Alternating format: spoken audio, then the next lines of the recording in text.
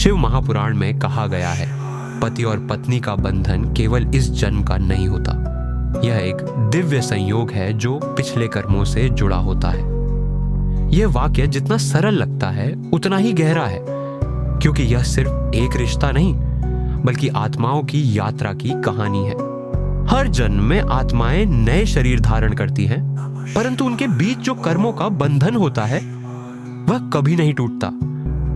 कभी तुमने महसूस किया है कोई व्यक्ति पहली बार मिलने पर भी अपना सा लगता है, या किसी की आंखों में देखकर यूं लगता है कि कहीं ना कहीं किसी जन्म में हम पहले भी मिले हैं।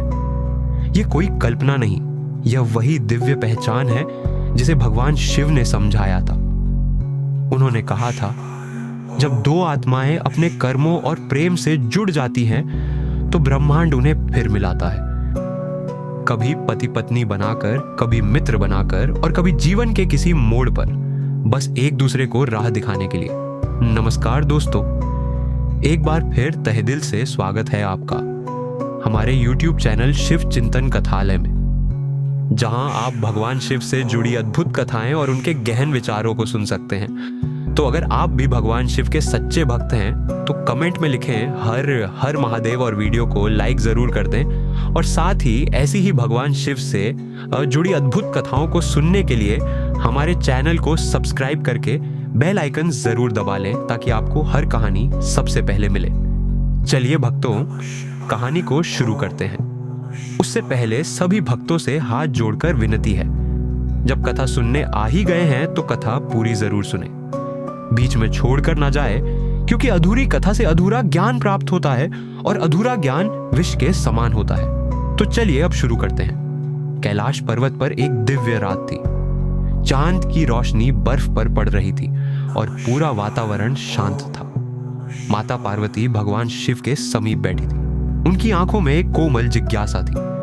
उन्होंने धीरे से पूछा, स्वामी, क्या यह सच है कि पति पत्नी का रिश्ता 7 जन्मों तक रहता है?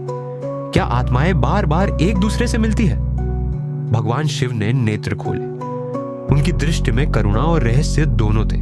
उन्होंने मुस्कुराकर कहा, देवी, संसार कर्मों की डोर से बंधा है। यहाँ कोई मिलन यूं ही नहीं होता। हर रिश्ता कोई अधूरा वचन पूरा करने के लिए आता है। जब दो आत्माएं किसी जन्म में एक दूसरे के लिए त्याग करती है, जब वे बिना स्वार्थ के प्रेम करती हैं, तो उनका बंधन कर्मों की जंजीरों से जुड़ जाता है। ऐसा प्रेम केवल एक जन्म तक नहीं रुकता, वह अगले जन्मों में भी आत्माओं को एक दूसरे तक खींच लाता है। इसीलिए देवी, कुछ लोग जब पहली बार मिलते हैं तो उन्हें लगता है जैसे सदियों से जानते हों। वह पहचान आत्मा की होती है, शरीर की नहीं। पार्वती ने पूछा, प्रभु, लेकिन कुछ लोग प्रेम करते हैं फिर अलग हो जाते हैं, क्यों? शिव बोले, क्योंकि देवी, हर रिश्ता पूरा नहीं होता। कई बार आत्माएं अधूरे वादे, अधूरे कर्म लेकर बिछड़ती हैं। फिर जन्मों के बाद वे दोबारा मिलती हैं, कभी पति पत्नी बनकर, कभी मित्र बनकर, ताकि वे अपना अधूरा वचन पूरा कर सकें। उन्होंने आगे कहा, हर बिछड़न में भी एक योजना होती है। हर मिलन में कोई कारण छिपा होता है। कर्म कभी गलती नहीं करते। शिव ने कहा, देवी, मनुष्य अक्सर मोह को प्रेम समझ बैठता है। मोह वह है जिसमें मैं होता है। वह मेरे बिना नहीं रह सकता, मैं उसके बिना नहीं रह सकती। पर प्रेम वह है जिसमें ईश्वर होता है, जहां त्याग, सेवा और क्षमा होती है। मोह का बंधन एक जन्म में टूट जाता है, पर प्रेम का बंधन जन्मों से भी आगे चलता है। वही सच्चा विवाह है, वही 7 जन्मों का संयोग। शिव बोले, कभी कभी आत्माएं जब फिर से मिलती है तो बिना कुछ कहे एक अपनापन महसूस होता है, जैसे कोई अदृश्य डोर उन्हें जोड़ रही हो। वह डोर पिछले जन्म के प्रेम की होती है। पार्वती मुस्कुराई, इसलिए कुछ लोग पहले दिन से ही अपने जैसे लगते हैं। शिव बोले, हाँ देवी, वही आत्मिक पहचान है।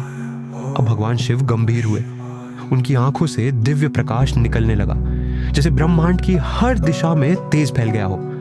कैलाश पर्वत पर शांति गहरी हो गई।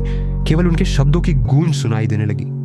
देवी, सच्चे पति पत्नी का संबंध केवल एक वचन का नहीं होता, वह 7 पवित्र वचनों पर आधारित होता है। ये 7 वचन ही उनके 7 जन्मों की डोर बन जाते हैं। जो इन वचनों को निभाते हैं उनका बंधन अटूट, शाश्वत और दिव्य होता है। शिव ने पार्वती की ओर देखा और बोले, सुनो देवी, इन 7 वचनों का अर्थ समझो, क्योंकि यही विवाह का सच्चा रहस्य है।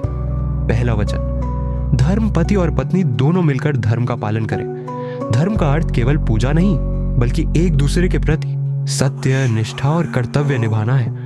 जब दोनों अपने जीवन को धार्मिकता और सच्चाई से जीते हैं तो उनका रिश्ता देवताओं द्वारा संरक्षित हो जाता है। दूसरा वचन, अर्थ देवी, जीवन में धन की आवश्यकता होती है, पर धन कभी प्रेम से बड़ा नहीं होना चाहिए। पति जब धर्म पूर्वक कमाता है और पत्नी उसे सदुपयोग में लगाती है तो घर में लक्ष्मी स्वयं वास करती है। धन का बंधन शरीर तक चलता है, परंतु सदाचार का बंधन जन्मों तक। तीसरा वचन, काम, सद्भावना। काम का अर्थ वासना नहीं, बल्कि एक दूसरे के प्रति स्नेह, आकर्षण और सम्मान है। जब पति पत्नी एक दूसरे की भावनाओं को समझते हैं तो उनमें ईश्वर निवास करता है। जहां सम्मान है वहां प्रेम स्थायी है, जहां अपमान है वहां संबंध टूट जाता है। चौथा वचन, मोक्ष। जब पति पत्नी एक दूसरे की आत्मा को ऊंचा उठाने में सहायक बनते हैं तो वही मोक्ष की दिशा है। विवाह का लक्ष्य केवल संसार नहीं, बल्कि आत्मा की उन्नति भी है। जो एक दूसरे को ईश्वर की ओर ले जाते हैं वे जन्मों तक साथ रहते हैं। पांचवा वचन, विश्वास देवी। विश्वास ही प्रेम की जड़ है। जहां विश्वास है वहां कोई भय नहीं, पर जहां शंका है वहां प्रेम नहीं टिकता। पति और पत्नी को एक दूसरे पर उतना ही भरोसा रखना चाहिए जितना आत्मा को परमात्मा पर होता है। छठा वचन, सेवा। सेवा केवल शरीर की नहीं, भावना की भी होती है। जब पति पत्नी के दुख में उसके आंसू बनता है और पत्नी पति के संघर्ष में उसकी शक्ति बनती है तो वह सेवा ब्रह्मचर्य से भी महान बन जाती है। ऐसा प्रेम ईश्वर की उपासना के समान है। सातवां वचन, त्याग देवी। अंतिम वचन सबसे कठिन और सबसे सुंदर है, त्याग। जब एक दूसरे के लिए अपने अहंकार, अपनी इच्छाएं और अपने स्वार्थों का त्याग करता है तभी आत्माएं मुक्त होती है। वही त्याग उन्हें 7 जन्मों तक जोड़ देता है।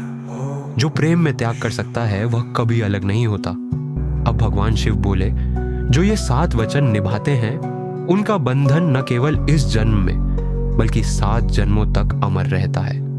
पर जो वचन तोड़ देते हैं, जो एक दूसरे का अपमान करते हैं, जो प्रेम को अहंकार से कुचल देते हैं, उनका बंधन अगले जन्म में समाप्त हो जाता है। विवाह केवल साथ रहने का नाम नहीं, यह उन 7 वचनों को जीवन भर निभाने का संकल्प है। यही संकल्प आत्माओं को अनंत तक जोड़ देता है। विवाह केवल उत्सव नहीं देवी, ये एक साधना है जहां 2 आत्माएं एक दूसरे को ईश्वर का रूप मानकर पूजती है। जब पति अपनी पत्नी में लक्ष्मी देखता है और पत्नी अपने पति में शिव का दर्शन करती है तो दोनों का मिलन पवित्र हो जाता है। ऐसे युगल कभी अलग नहीं होते। मृत्यु उन्हें छू नहीं सकती क्योंकि उनका प्रेम अमर होता है। पार्वती की आंखों में आंसू थे। उन्होंने कहा, स्वामी, आज मुझे समझ आया कि विवाह कोई संयोग नहीं बल्कि आत्माओं की यात्रा है। शिव ने मुस्कुराकर कहा, हाँ देवी, सच्चे प्रेमी कभी बिछड़ते नहीं। शरीर बदलते हैं पर आत्मा वही रहती है। जब प्रेम पवित्र होता है तो वह मोक्ष तक साथ देता है। चारों ओर एयम नमः शिवाय की ध्वनि गूंज उठी। कैलाश पर बर्फ झिलमिलाई और हवा में बस एक ही संदेश गूंज रहा था, जहां प्रेम सच्चा हो वहां जन्मों की गिनती मायने नहीं रखती।